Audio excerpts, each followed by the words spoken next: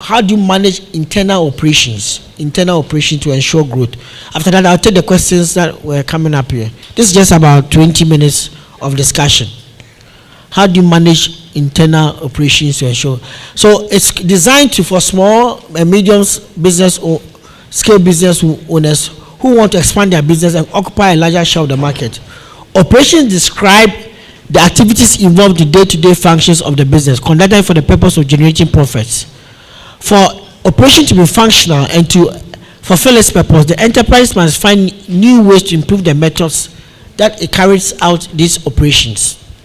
So first thing I'll try to do to explain operational enhancement, discuss factors to consider before embarking on operational enhancement, and key areas for operational enhancement. We are doing this because we want to expand, we want to grow. So how do we manage internal operations? How do we manage internal operations? Now, operational enhancement is a function that enables companies to grow their business. It includes it actually refers to the proper planning. How do you do appropriate planning to ensure that your business can grow? That's what I'm discussing. How do you do appropriate planning to ensure? What do you plan? For example, if a company which is very large, has a very large premises, like occupies like how this hotel is big and has different functions, that company can put intercom into the different functional areas so that people can call each other, or can even use mobile phones to the key employees so that they can be able to save on cost and then subscribe to friends and family, so that at the end of the day the cost of communication is reduced. Remember, I was talking about reducing waste. Because if you make your calls and bring the bill to me, I'm losing. But if I say that, okay, the company puts all of us on MTN network, and all of our numbers are paired to each other, so when we call each other, it's free. That means that if a manager wants to call an employee, it's going to be free, but they will pay a flat rate for the whole company at the end of the month. It's better than rather saying that in some offices they will say every month we'll give you 50 Ghana for credit, 50 Ghana for credit, 50 Ghana for credit. If you're not very careful, if you look at it as individuals, you are spending more than having a group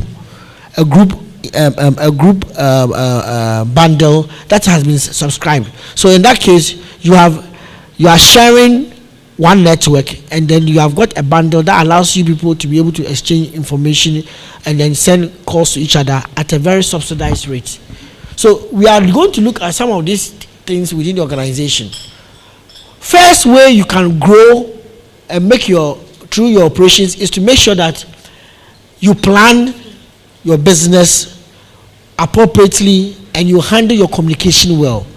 The reason why many companies fail to grow well is because even though they have said they are going to do market penetration, the communication of the market communication strategy is not known by all, and it affects a lot of companies. I don't know whether I've seen it before. Let's say MTN does an advert in the newspaper and say that starting from March 1st, all MTN stores, we are giving you, we are running this particular promotion. So you can, and it's applicable to all stores. You show up at the store, they say that management has not told us, head office has not told us. I don't know whether I've heard about it before. You see the adverts in the newspapers, even on TV or radio. You show up in the shop, MTN members say, oh, we don't know about it. Where did you see it? Can you show it to us? Then you are the one telling the teller or the person who is sitting there that this is true. It has been advertised that you are doing this promotion, but they don't have any idea about it. So if you don't plan and send the communication strategy, the strategy that you want to, you are rolling out, if you don't communicate it throughout all the employees of the firm, what are you doing? You say you are doing a promotion, but the people who are sitting in front of the shop, who are talking to customers, they don't know about it. How would they sell the promotion or push the product? I hope you understand what I'm trying to say. Yesterday I was in a shop, a particular shop in Accra Mall, and I was buying wachi. The guy wrote, I was buying 2 plates. 1 plate is 35 Ghana. The guy wrote 60 Ghana. Typed it to the computer and gave it to me. And then when he gave it to me, I said, wache is 35. Oh, really? Then he called the girl at the back there, watching the 35 and now. They say yes. Oh, my boss 60 a man no. No, say but 10 count. Then I was asking myself, so I could have actually walked away with my watch, assisted Ghana, and go away, because the guy who is selling the watch doesn't even know the price. And the technology that they have there, they have not keyed in the prices to be able to make it automatic. You know, you can make your, so when you watch it comes, it will show you. The reason why they are not keying in the prices that when you come, you can choose that I want egg, I don't want this, I want that, don't want that. So even though it's in a cramon, he will type in the price based on whether you chose egg, and he will calculate and put it there.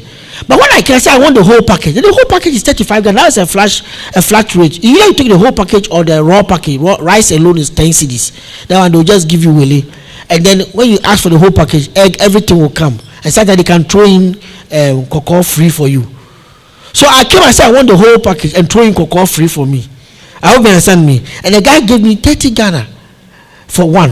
So I saw that it means one, the computer they are using is not even linked up with the strategy of selling. The pricing strategy is not there. Then the pricing strategy is also loose. So because there are no standards and something printed there, anybody who comes to work chooses it based on it. And the thing is, maybe at their back end they'll count how many eggs have been sold, and the person who is at the back will write his price, and then the person who is at the front too will print the one, and it will not match. But if you don't take it, you don't know who you sold the thing to, so you cannot actually reconcile. And that is one of the problems you have. So if you want to grow and you are planning your growth and you have a strategy, whether pricing, marketing, you need to communicate it throughout all the employees. Otherwise, the employees who are interfacing with the customers will be saying something different.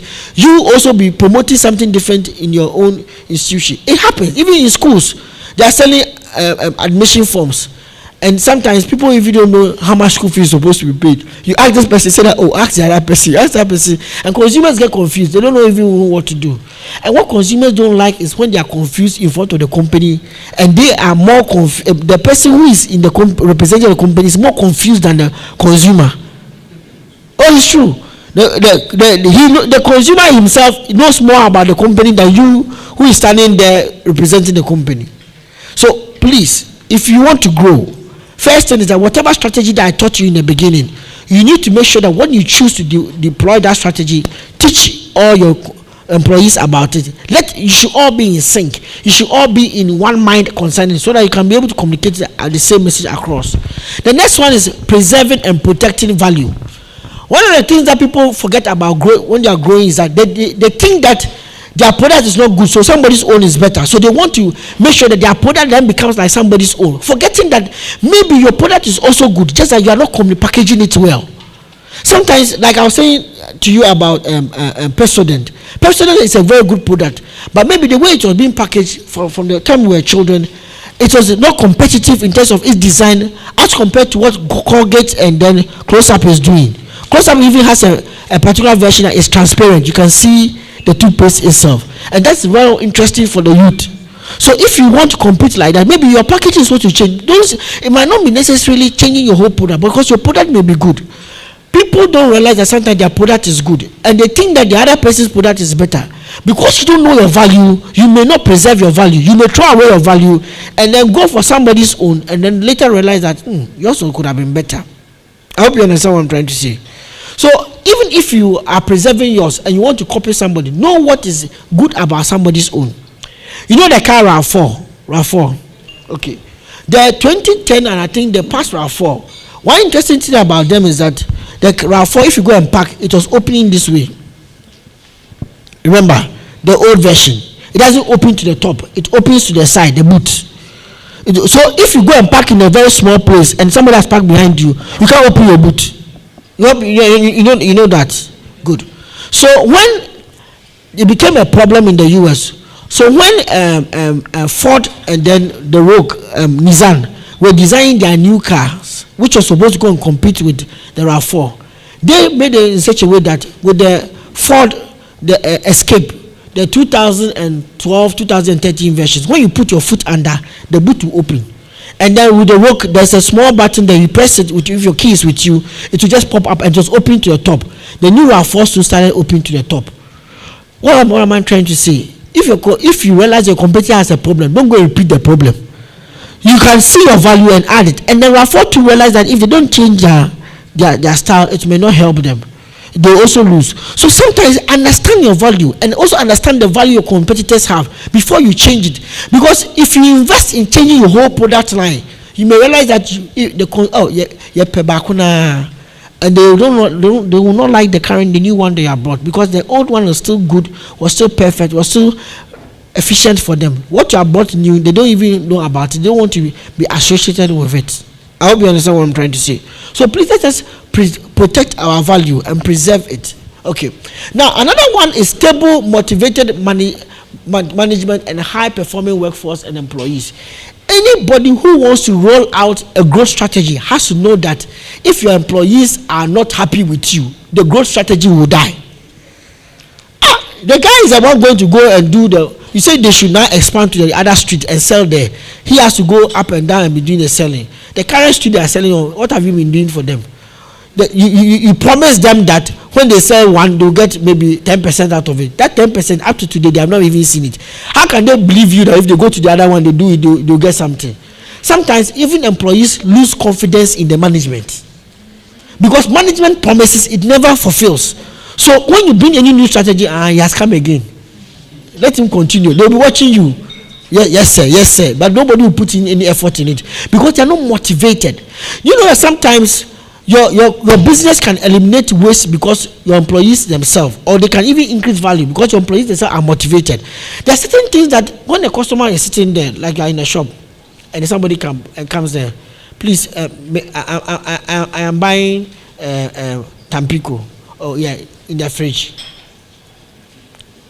He has given you the Tampico, but look at it in the fridge. Then the other person comes, please, I'm buying Tampico. Oh really? How was your day? Tampico, we have this and this different types. Oh, do you want it in the packaging? Do you want something else? That alone will even let the person even buy something he's not looking for. But in the fridge, you think that the person, you know, sometimes consumers themselves, they come to your shop, they are even looking for a smile from you to quench their day. The Tampico, he's hungry, so he's come with.